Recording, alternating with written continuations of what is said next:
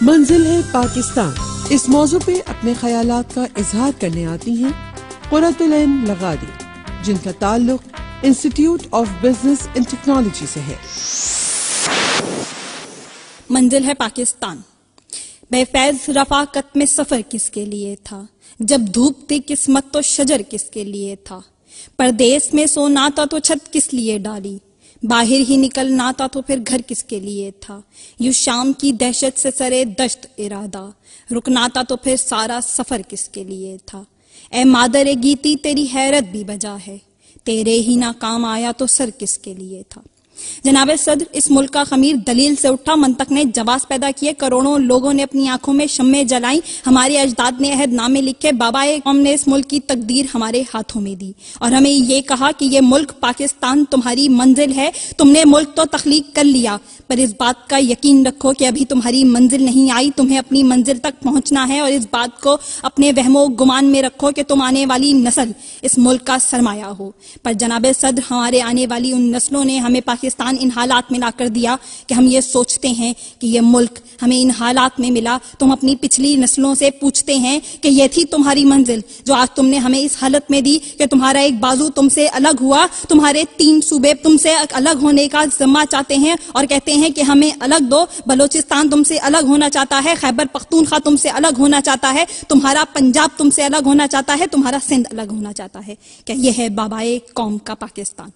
جناب صدر، آئیے اور ہم دیکھیں کہ ہمارا منزل کیا تھی اور ہم کہاں گئے، اور ہم اپنے ان تاریخی اقدامات کی طرف بھی دیکھیں جو ہمیں اس ملک میں ورثے میں ملی۔ جناب صدر، ہم دنیا کی وہ واحد قوم ہے جہاں پر 3 آئین بنائے گئے، جہاں پر 4 فوجی مارشل لا لگے، پھر بھی ہم آج کی یہ نوجوان نسل کہتے ہیں کہ یہ ملک ہمارا منزل ہے، کیونکہ ہم جب اپنی پچھلی قرارداد پر، ہم اپنی خدمات پر نظر ڈالتے ہیں تو ہمیں یاد آتا ہے کہ نہیں، ہماری پچھلی نسل کے لیے بھی پاکستان منزل تھا۔ ہم دیکھتے ہیں، ہم چاہے کھیل میں دیکھیں، چاہے ہم سائنس اور ٹیکنالوجی میں دیکھیں، چاہے ہم علم و ادب میں دیکھیں، ہم کسی بھی مقام پر چلے جائیں، ہمارے پیچھے ایک نام کھڑے ہیں جو ہمیں ہر وقت ایک یقین محکم دیتے ہیں کہ پاکستان تمہاری منزل ہے، ہاں، اور پاکستان ہے منزل ہماری۔ جناب صدر، ہم ان تاریخ میں جائیں، کھیلوں کی طرف نظر اٹھائیں تو جہانشیر خان، جہانگیر خان، عمران خان اور اس کے بعد اور بھی بہت سے کب، ہاکی کی طرف جائیں تو اصلاح الدین وغیرہ، یہ وہ لوگ تھے جنہوں نے پاکستان کو منزل جانا اور آپ کو اس مقام تک پہنچایا کہ خطے کے لوگوں نے، دنیا کے لوگوں نے جانا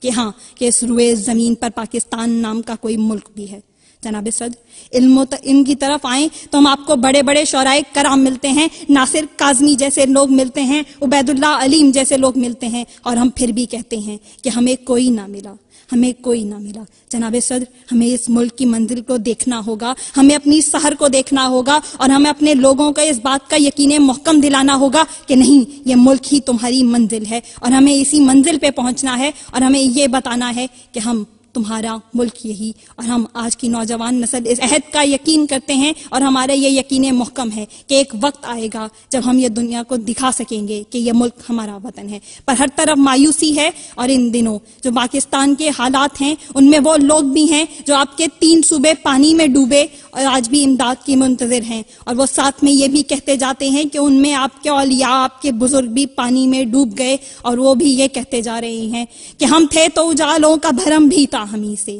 ہم تھے تو اجالوں کا بھرم بھی تھا ہمیں سے، کہتے ہیں کہ پھر چاند نہ ابھرا سر مقتل۔ اور جناب صدر، ان سیلاب زدگان علاقوں میں وہ مقتل ہی بن چکے جہاں لوگوں کو پانی تو ہر طرف ہے پر پینے کا پانی میسر نہیں، وہ لوگ پھر بھی حکمرانوں سے ناراض تو ہو سکتے ہیں، وہ اس ملک سے ناراض نہیں، وہ لوگ اپنے زمین کو، اپنی دھرتی کو نہیں چھوڑتے۔ تو جناب صدر، اس بات کا یقین رکھیے کہ جو اپنے علاقوں کو نہیں چھوڑتا وہ اپنے ملک کو بھی نہیں چھوڑتا، کہ یقین محکم تو یہی ہے کہ پاکستان ہے منزل ہماری۔ اور آخر میں یہ کہنا چاہوں گی کہ ان روز روز کے قتل و غارت گری سے اور افلاس میں ہر ماں یہ چیخ چیخ کر کہتی ہے کہ اب نہیں ہوتی دعائیں مستجاب، اب کسی ابجد سے زندانے ستم کھلتے نہیں، سب سجادوں پہ بیٹھی بیویوں نے جس قدر حرف عبادت یاد تھے پو پھٹے تک انگلیوں پر گن لیے، اور دیکھا رحل کے نیچے لہو ہے، شیشہ محفوظ کی مٹی ہے سرخ، سطر مستحکم کے اندر نفس و در باقی نہیں، ایلچی کیسے بلاد مصر سے سوئے کنا آئے ہیں، ایک جلوس بے تماشا گلیوں بازاروں میں ہے، یا الہی مر گئے یوسف کی خبر سچی نہ ہو، اب سمیٹو مشکو امبر، ڈھانک دو لوح و قلم، اشک پہنچو اور ردائیں نوکے پا تک کھینچ لو کہ کچی آنکھوں سے جنازے دیکھنا اچھا نہیں، منزل پاکستان ہے۔ اپنے پسندیدہ ڈیبیٹر کو ووٹ کرنا چاہیں تو اپنے موبائل کے رائٹ آپشن میں جا کر ڈیبیٹ یعنی DEBATE لکھ کر اسپیس دیجیے، ڈیبیٹر کا نام لکھیے اور 1313 پر سینڈ کر دیجیے۔